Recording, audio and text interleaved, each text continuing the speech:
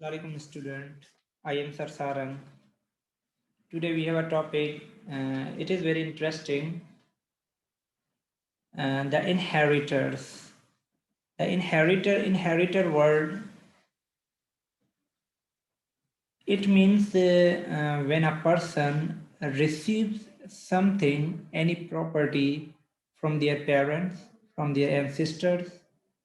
अगर मैं इसको उर्दू में ट्रांसलेट करूँ तो इनहेरिटर्स यानी कि किसी भी प्रॉपर्टी को रिसीव करने वाला जो होता है तो उसको हम इनहेरिटर्स कहते हैं। तो यहाँ पर प्लूरल नाउन है हमारे पास द इनहेरिटर्स। इसका मतलब किसी भी प्रॉपर्टी को रिसीव करने वाले एक से ज़्यादा है। ये बहुत ज़्यादा इंटरेस्टिंग टॉपिक है। Let's start. A poor farmer had two son. Farmer कहते हैं हम किसान को, और पुअर मीन्स वे आप कह लो somebody who cannot afford it, so you know that expenses, जो अपने खर्चे अफोर्ड ना कर सकता हो, यानी कि आप गरीब कह लें। A poor farmer had two son. अब ये एक गरीब किसान था जिसके दो बेटे थे, आजम एंड मौजम। अब इनकी जो नाम है, एक का नाम था आजम, दूसरे का नाम था Mauzam. Their mother had died in their childhood. सबसे पहले मीनिंग देखते हैं चाइल्डहुड। चाइल्डहुड की मीनिंग है बचपन। अब डाइट जो यहाँ पे हेल्पिंग वर्ब है, आप कह लो जो आपका मेन वर्ब है, डाई का मतलब फोर्थ होना। तो यहाँ पर जो टेंस यूज किया गया है अब वो है आपका, आप कह लो past perfect tense. Their mother had died in their childhood. अब इनकी जो अम्मी थी, किसकी अम्मी? आजम और मौजम की। वो जब ये छोटे थे इनके बचपन में ही फौत हो चुकी थी। Now their father also died. अब इनके जो अब्बू थे वो भी फौत हो गए। And the boys inherited his property. अब यहाँ पे इनहेरिट वो सेम वर्ड आ रहा है हमारे पास, लेकिन ऊपर जब हमने हेडिंग में पढ़ा था तो इसका मतलब था नाउन के तौर पे यूज हो रहा था, जबकि यहाँ पर ये वर्ब के तौर पे यूज हो रहा है। And the boys inherited his property. अब आप कह लो इनके वालदेन की जो प्रॉपर्टी थी, उनके ये आप कह लो आजम और मौजम उसके मालिक थे। Which consisted of a cow, a dead palm tree and a blanket। अब इनके वालदेन की जो प्रॉपर्टी थी उसमें कौन सी चीजें शामिल थी? अ काउ, एक गाय थी।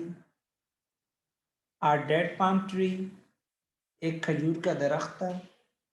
एंड अ ब्लैंकेट, और एक कंबल जिसको हम रात को आप कह लो अपनी बॉडी को कवर करते हैं, तो एक ब्लैंकेट था। अब इनकी प्रॉपर्टी के अंदर तीन चीजें थी, एक तो काउ हो गई, अ डेड पाम ट्री, और एक ब्लैंकेट हो गया। Is it clear? Azam and the elder brother. अब इसका जो बड़ा भाई था उसका नाम था Azam. Was very greedy and clever. अब ये जो आजम था, जो कि इनका बड़ा भाई था, वो बहुत ज़्यादा लालची और अक्लमंद था। ग्रीडी हम कहते हैं किसी भी लालची शख्स को, और क्लेवर जो वर्ड यूज़ करते हैं हम किसी भी चालाक के लिए। But is younger brother Mauzam was simple and trusting. लेकिन इसका जो छोटा भाई जिसका नाम था मौजम, वो बहुत ज़्यादा सादा और ट्रस्टिंग। ट्रस्टिंग यानी कि ऐसा शख्स जो हर किसी के ऊपर भरोसा कर ले, उसका बिलीव कर ले। Azam suggested that they should divide the property left by their late father.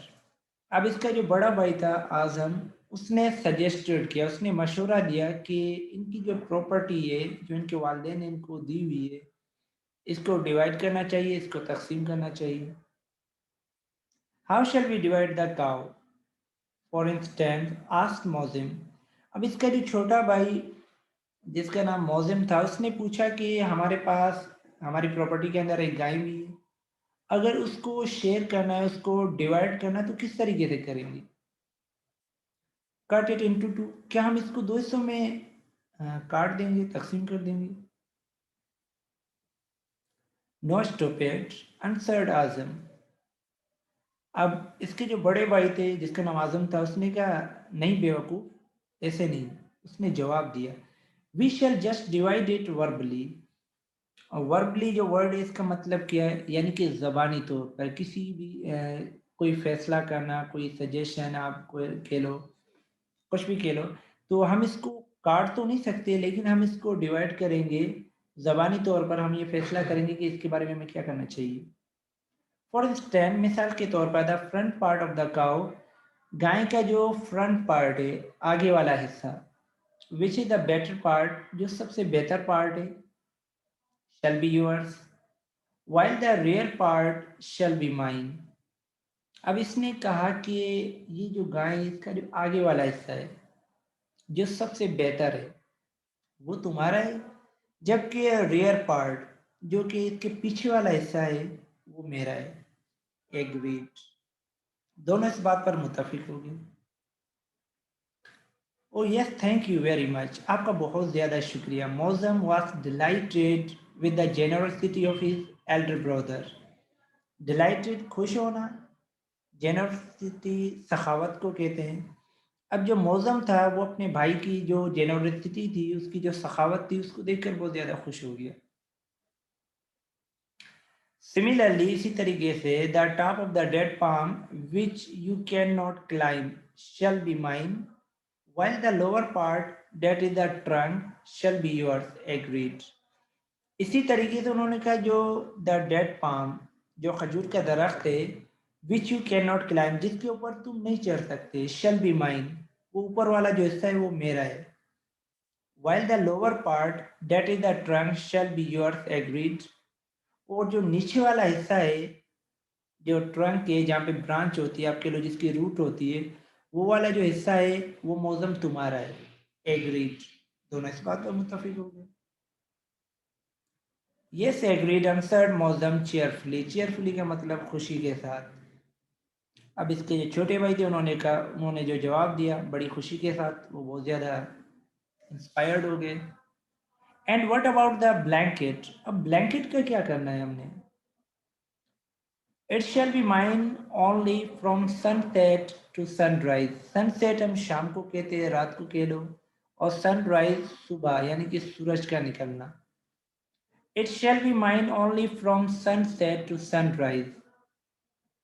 अब ये शाम से लेकर सुबह तक मेरा होगा। That is only during the night, यानी कि रात के टाइम ये जो ब्लैंकेट है ये मेरा होगा। It shall be your for the whole day. Whole day का मतलब कंप्लीट दिन। अब इस आजम ने कहा कि रात के टाइम ये जो ब्लैंकेट है ये मेरे पास होगा, और सारा दिन तुम अपने पास रखना। Agreed, said Mauzam, thinking happily that it was a fair division. अब मौजम जो थे बहुत ज़्यादा खुश हो गए, और ये सोचकर वो और भी ज़्यादा खुश हो गए कि ये जो डिवीज़न था, ये जो तकसीम थी, ये बहुत ही दुरुस्त थी, या फिर सही थी, आप कह लो। Now Mauzam would feed the cow and Azam would milk it. Feed का मतलब खाना खिलाना, मिल्क एक तुम दूध को कहते हैं, नाउन भी हमारे पास और ये वर्ब भी है। अब ये मौजम गाय को घास वगैरह खिलाता था, and Azam would milk it, और उसका जो दूध था वो आजम ले लेता था। He would not give a drop of milk to Mauzam. वो दूध का एक गतर, या मेरे गिव वर्ड हो रहा है ना, गिव का मतलब देना कोई चीज़। अब वो दूध का एक कतरा भी अपने भाई मौजम को नहीं देता था। कौन? Mister Azam. Instead, he would praise Mozam for looking after the cow and feeding it so well। और वो इस बात की तारीफ करता था कि जो इनके भाई है Mauzam, for looking after the cow and feeding it so well, कि आप क्या करें, इसका अच्छे से ख्याल रखें और इसको अच्छे से खाना खिलाएं। It please the innocent younger brother so much. अब जब वो उनकी तारीफ करते थे तो क्या होता था, it please the innocent younger brother, इसके जो छोटे भाई की जब तारीफ होती थी तो वो ज्यादा खुश हो जाते थे। That he gave even more grass to the cow and the cow gave more milk. अब वो क्या करते, जब उनकी तारीफ हो जाती तो वो गाय को और भी ज़्यादा घास देते, उसको खाना खिलाते, इसकी वजह ये होती कि गाय जो है और दूध देना स्टार्ट हो जाती। अभी लास्ट पैराग्राफ पढ़ते हैं। इन द सेम मैनर, इसी तरीके से, मौसम regularly water the dead palm tree. मौसम वाटर, यहाँ पर हम आप कह लो एक नाउन भी है हमारे पास, पानी, और वाटर का मतलब पानी देना भी होता है।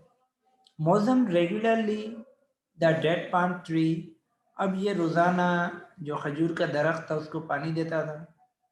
When the dates were ripe, ripe का मतलब पके होना, picking का मतलब तोड़ना। When the dates were ripe for picking, जब वो dates जो खजूर थी वो तैयार हो जाती, पक जाती तोड़ने के लिए, आज़म climbed the tree, climb का मतलब चढ़ना। आज़म climbed the tree, आज़म ऊपर चढ़ जाता, and pick all the fruit, अभी मैंने बताया ना कि pick की मीनिंग है तोड़ना। And picked all the fruit, और ऊपर से जाके सब कुछ जितनी भी खजूर होती है उसको तोड़ लेता। He did not offer even a single date to his younger brother. आप कह लो ना, ऑफर का मतलब पेश करना, कोई चीज़ देना। एक खजूर की आप कह लो एक खजूर का जो दाना, गुठली कह लो, वो भी अपने भाई को नहीं देता था। Thank you very much. I hope that you must have understood my topic. Thank you.